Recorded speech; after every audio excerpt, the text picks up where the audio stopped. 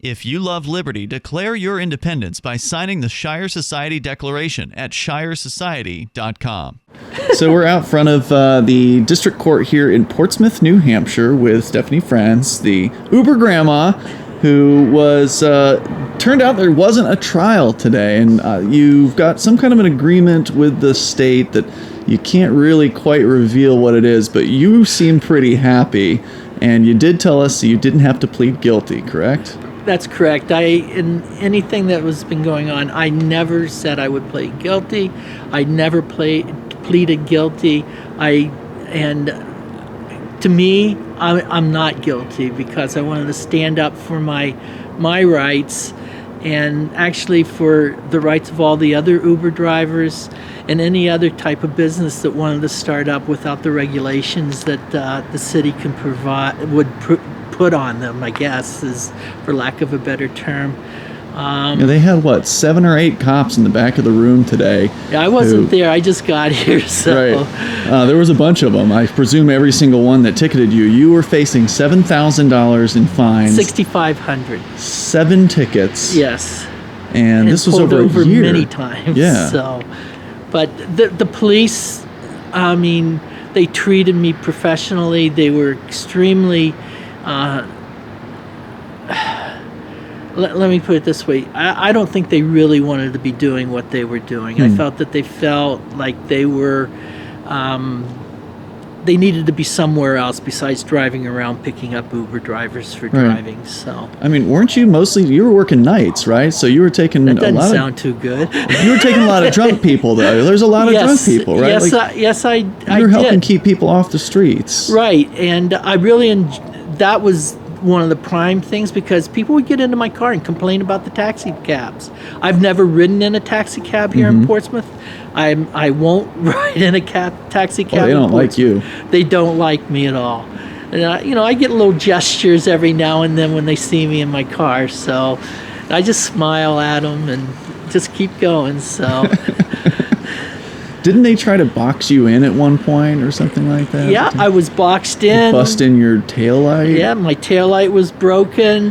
What else was there? I mean, I've been followed. I've been yelled at, screamed at. Wow. And so I've been told by other businesses that the taxi drivers still tell people that Uber's banned in New Hampshire, but wow. It's amazing. And there's a bouncer at one of the bars that really, I hope this doesn't get me into trouble, but he tells people that Uber is not available in Portsmouth. So, but one of the main things is if the Portsmouth ordinance had gone through, it would have really created a problem for all the other Uber drivers across the world, really, because that would give every other city a format that they could ban Uber out of their cities if they wanted to. So, but like you said, I think that Uber serves its purpose. It keeps people who shouldn't be driving off the road. It keeps people who need rides. It gives them another opportunity to choose somebody that they could trust. I have so many comments from people who, especially women, they feel safer with a woman driver, and that's something I'm working on. I'm trying to work on with Uber about being able to pick it, especially late at night. And I'll be honest with you, I'd rather not drive a male at 12 o'clock at night anyway. So, tell me about being Uber Grandma. I mean, you had told us briefly off camera, like it's had its ups and it's had its downs. People have turned you down for driving them, but on the other hand, you've had some really positive experiences. Yeah, I'd rather talk about the positives. Me too. I had a woman from Atlanta who was up here visiting her daughter, and she had seen an article in the Atlanta newspaper, and so when she decided that she was going to come up and visit her daughter, she was going to continue to request Ubers until she got me, just so she could, meet me. And fortunately, she got me the first time, and it was a tremendous ride. It was great. I've had a woman make me cookies. I've had people, offered to lie to the police when I got pulled over, telling them I'm their grandmother, which I kind of am. So, but other than that, I mean, it's just been fantastic. I have people want me to get out of my car when I drop them off, and can I get my picture with you? Or I see them getting out of the car and they're jumping up and down saying, "Oh, I just rode with Uber Grandma." So it's been fun. So was it worth it? Yes, it was. I had no intention of ever getting to this point or even starting at that point. But yeah, it's been worth it. I just love the people. That's the main reason why I drive. I love the people. And you meet so many different people, and it's just fantastic. So I had an Uber vice president, I think he was the vice president, request me so he could ride with me. So I don't know how he got me specifically, but I'm sure he had his ways. Yeah. Questions?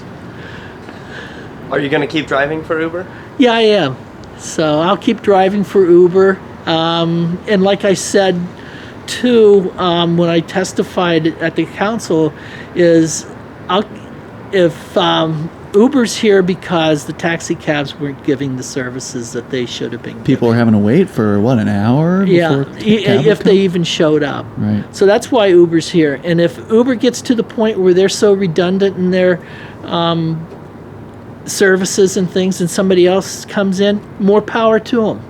As a matter of fact, I hope there is somebody, that does something like that. I mean, we're all looking to better ourselves, and so shouldn't businesses. So.